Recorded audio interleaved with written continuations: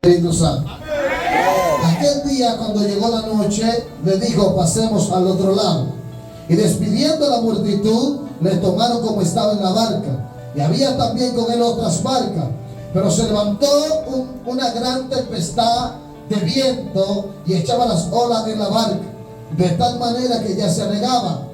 Y él estaba en la popa durmiendo sobre un cabezal. Y le despertaron y le dijeron: maestro, ¿no tienes cuidado que perecemos? Y levantándose, reprendió al viento y dijo al mar: cállate, enmudece. Y cesó el viento y se hizo grande bonanza. Y le dijo: ¿por qué estáis así amedrentados? ¿Cómo no tenéis fe? Entonces temieron con gran temor y se decían el uno al otro: ¿quién es este que aún el viento y el mar le obedecen? Gloria a Dios. Padre, gracias. Añade bendición a tu palabra y bendición a nuestra vida. En el nombre de Jesús. Oremos. Ese es el tema que vamos a ministrar en este lugar. Aleluya, quiero que me preste con suma atención. Aleluya, ya los años, aleluya, están tratando de ponernos más eclesiásticos. Aleluya, para bendecir a la multitud. Amén. Aleluya. Cuando bendicen a Cristo, no suelten los remos. Cuando hablamos de este tema y nos referimos a un tema como este, en la palabra podemos hablar de muchas cosas conforme a la Escritura, pero queremos centrarnos en un texto bíblico bien explícito y bien especial y bien poderoso a la luz de la palabra, que se encuentra en el Evangelio de Marcos. Sabemos que hay 4 evangelios poderosos, y este Evangelio de Marcos sabemos, aleluya, que es un evangelio poderoso, porque estos hombres hablaron de lo que vieron de parte de Dios, pero no tan solo de lo que vieron, también hablaron de cosas que ellos no la vieron, pero por información y por revelación llegó y ellos empezaron a escribir. Sabemos que desde el libro de Mateo hasta el libro de Apocalipsis, aleluya, está compuesto el Nuevo Testamento, pero ahí también entendemos, aleluya, que después de ahí en adelante, ella se complementó lo que fue el conjunto de Biblia, aleluya, según lo que el apóstol Pablo escribió, cada carta que era que lo que estaban componiendo el canon bíblico. Pero aquí, aleluya, sabemos que cada escrito que se plasmó en la Sagrada Escritura era porque Dios tenía un propósito específico y un plan poderoso para lo que Dios estaba manifestando en la persona de Jesús. Y nos damos cuenta de algo, que Cristo está, aleluya, predicando y anunciando acerca del reino de Dios. Y la Biblia dice que cuando sanó a la multitud, se fue al monte y se apartó a orar. Cuando vemos esta traducción para este momento, nos damos cuenta que Cristo se aparta a orar como en eso de las 4:00 de la tarde, y estaba en el monte mientras estaba orando. Cuando Cristo sale del monte, ya estaba de noche. Había lo que da a entender que Cristo pasaba horas orando. Cristo no oraba en un minuto simplemente. Cristo no duraba 20 minutos orando. Cristo pasaba tiempo en la presencia de Dios, porque Cristo sabía que después de una jornada de guerra, después de una jornada de prédica, después de una jornada de desafiar las tinieblas, después de una jornada de sanar a los enfermos, Cristo tenía que ir a recargar su vida espiritual para poder seguir dándole a aquellos que necesitaban el mensaje y sanidades y prodigios. Y la Biblia dice que cuando Cristo vuelve y se aparece, Cristo le da una palabra a sus discípulos, porque debemos interpretar y entender y saber que todo con el que Cristo habló, Cristo lo marcó, le dio una palabra poderosa, le dio una palabra que marcó su vida. Y Cristo le dice a ellos: crucemos al otro lado. Cristo le está dando una palabra, porque Cristo nunca va a decir que pasemos al otro lado si del otro lado no hay nada, porque Cristo nunca le habló a un hombre por hablarle. Cristo nunca le habló a una mujer por hablarle. Si Cristo le habló, era porque ese hombre Cristo lo necesitaba para algo poderoso, o Cristo quería plasmar una palabra en el espíritu de ese hombre o de esa mujer. Cuando Cristo le dice crucemos al otro lado, lo que Cristo le está diciendo, yo viendo el escenario, es que usted tiene que levantarse, porque yo tengo una misión para ustedes, pero usted tiene que accionar a la palabra que yo le estoy diciendo. En otras palabras, yo no sé lo que Dios te ha dicho a ti, pero tú sí sabes. Ya tú sabes que Dios te ha dado una palabra, tú sabes que Dios ha hablado contigo, y yo no sé qué tipo de ministerio tú tienes, yo no sé qué tipo de llamado Dios te ha entregado, yo no sé qué tipo de misión Él te ha enviado. Pero aleluya, antes de Dios llevarte al cumplimiento de lo que Él te ha prometido, Dios lo primero que hace es que te prepara y te capacita. Y la capacitación muchas veces de Dios duele. La gente no quiere pasar por el sedazo, por el molino o por la preparación de Dios, porque antes de Dios a posicionarte en un lugar, lo que Dios hace es que te lleva al desierto. Y hay personas que piensan que el desierto Dios te lleva para que te muera, y no es así.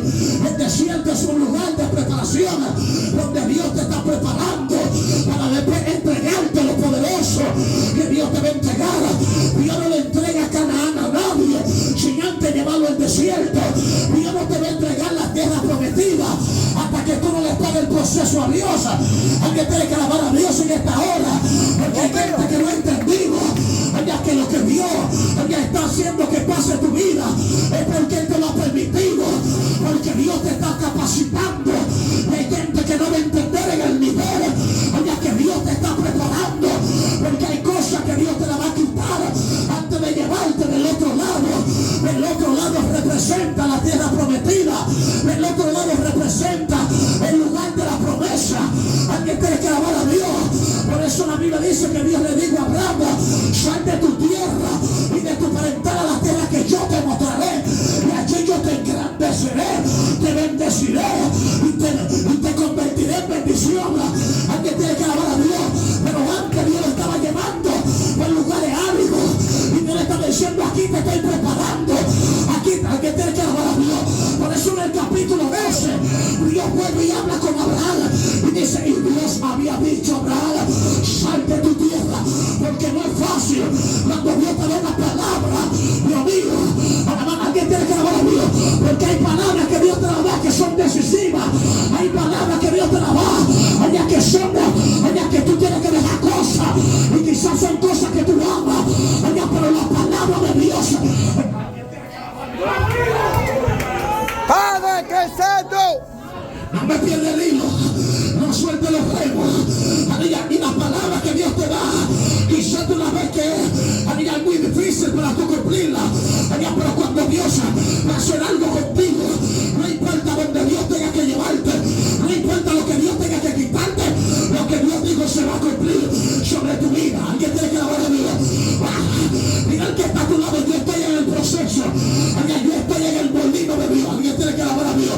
Pero algo se acerca para mi vida, porque cargo una palabra. Dios mío, yo no sé si hay alguien aquí que carga una palabra, pero cuando Dios te da una palabra, no es tan solo para bendecir tu vida, sino para bendecir tu descendencia. Aún tus hijos van a saber que Dios habló contigo. Dios mío,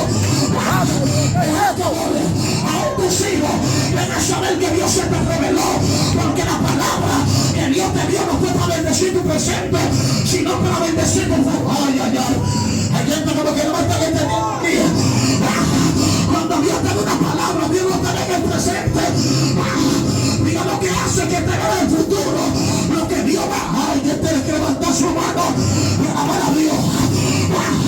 En otras palabras, la gente te puede ver así en el presente, pero no sabe que Dios está preparando un futuro poderoso. Dios mío, mira, habla con alguien que se ve en guerra, que se ve en proceso, que hacer. Diga el que está con la doctrina de vieja, porque se acerca baja la cama faise, porque a Dios cambió, le provocamos allá. Es que la gente de guerra alabando a Dios, lo que Dios te dijo se va a cumplir. Si Él te dijo levántate, es porque Él te va a dar la victoria. Si Él te dijo acción, Dios mío, si Él te habló fue que Él te dijo muévete, no te quedes táctica. El diablo ministro le tiene miedo a un hombre que está en movimiento, porque el plan del diablo es detenerte. El plan del diablo es que tú no avanzas, pero cuando tú estás avanzando, el diablo dice: ¿cómo vaya a detener ese hombre?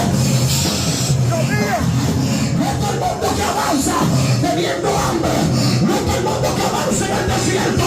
Cualquiera avanza cuando está bendecido, cualquiera profetiza cuando está bendecido.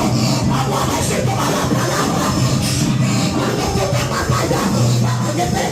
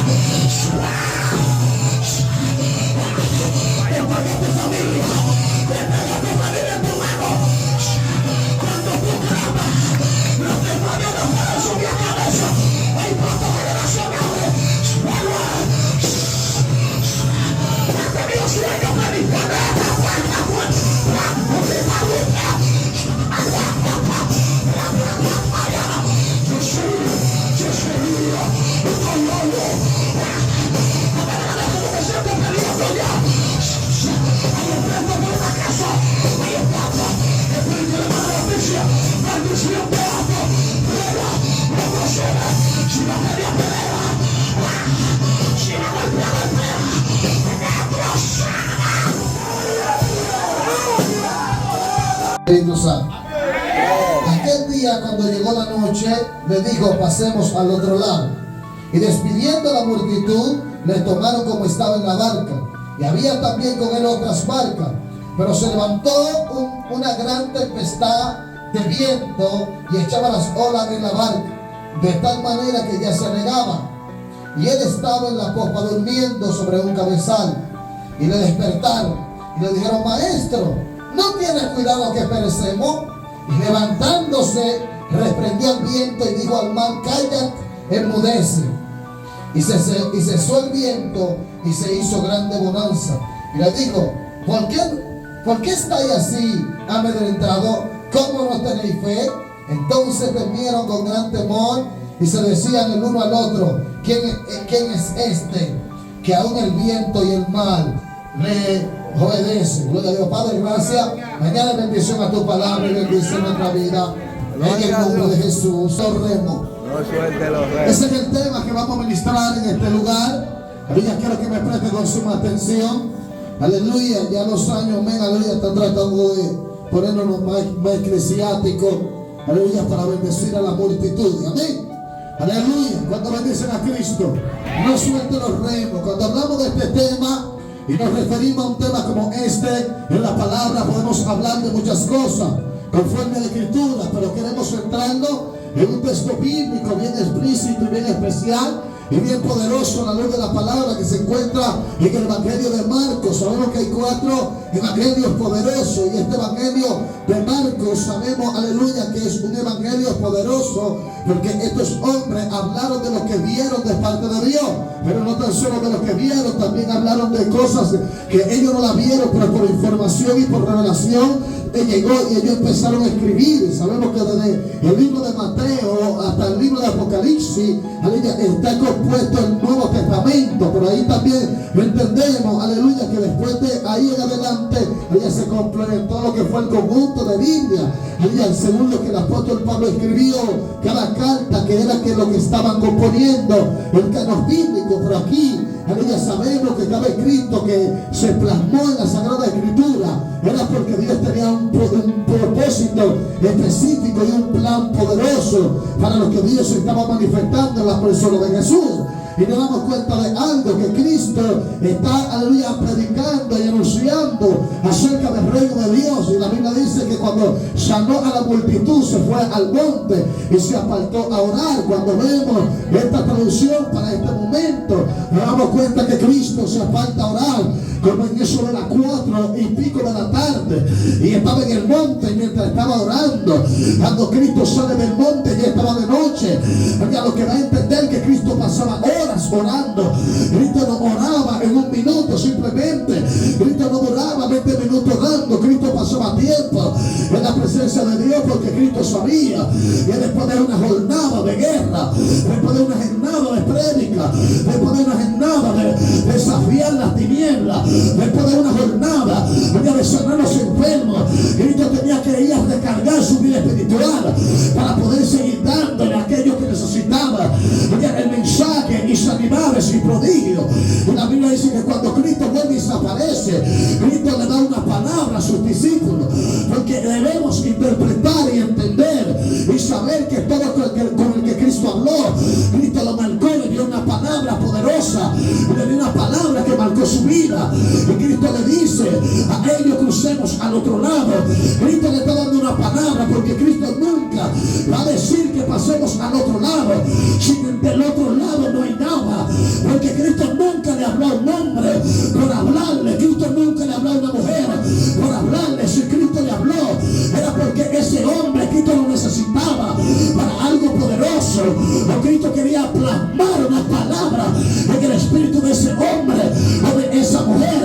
Cuando Cristo le dice crucemos al otro lado, lo que Cristo le está diciendo: yo vengo al escenario, es que usted tiene que levantarse, porque yo tengo una misión para ustedes, pero usted tiene que accionar a la palabra que yo le estoy diciendo. En otras palabras, yo no sé lo que Dios te ha dicho a ti, pero tú sí sabes. Tú sabes que Dios te ha dado una palabra, tú sabes que Dios ha hablado contigo, y yo no sé qué tipo de ministerio tú tienes, yo no sé qué tipo de llamado Dios te ha entregado, yo no sé qué tipo de misión Él te ha enviado. Pero aleluya, antes de Dios llevarte al cumplimiento de lo que Él te ha prometido, Dios lo primero que hace es que te prepara y te capacita. Y la capacitación muchas veces de Dios duele.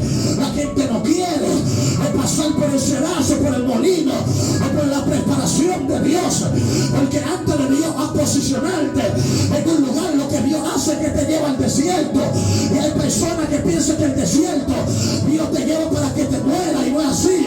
El desierto es un lugar de preparación donde Dios te está preparando para después entregarte lo poderoso que Dios te va a entregar. Dios no le entrega a Canaán a nadie sin antes llevarlo al desierto.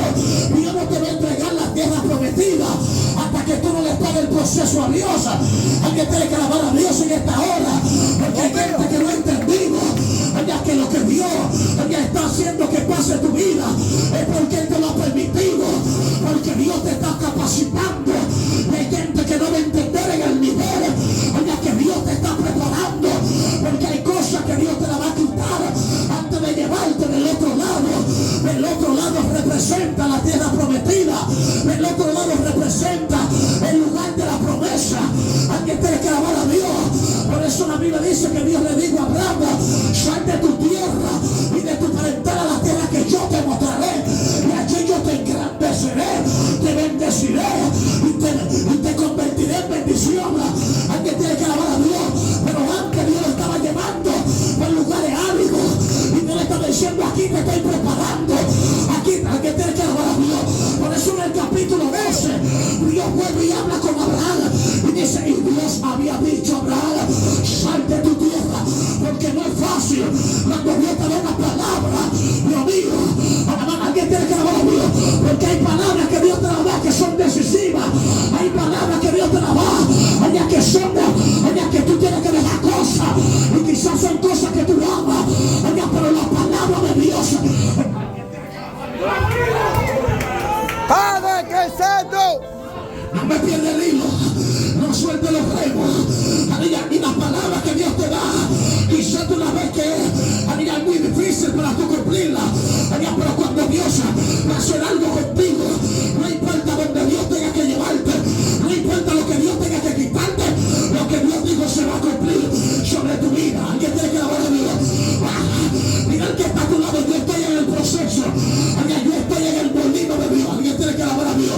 Pero algo se acerca para mi vida, porque cargo una palabra. Dios mío, yo no sé si hay alguien aquí que carga una palabra, pero cuando Dios te da una palabra, no es tan solo para bendecir tu vida, sino para bendecir tu descendencia. Aún tus hijos van a saber que Dios habló contigo. Dios mío, aún tus hijos van a saber que Dios se te reveló, porque la palabra que Dios te dio no fue para bendecir tu presente, sino para bendecir tu futuro. Hay gente como que no me está entendiendo aquí. Cuando Dios te da una palabra, Dios no te da en el presente. Mira lo que hace que te vea el futuro, lo que Dios va. Alguien tiene que levantar su mano y alabar a Dios. En otras palabras, la gente te puede ver así en el presente, pero no sabe que Dios está preparando un futuro poderoso. Dios mío, yo mira con alguien que se ve en guerra, que se ve en proceso.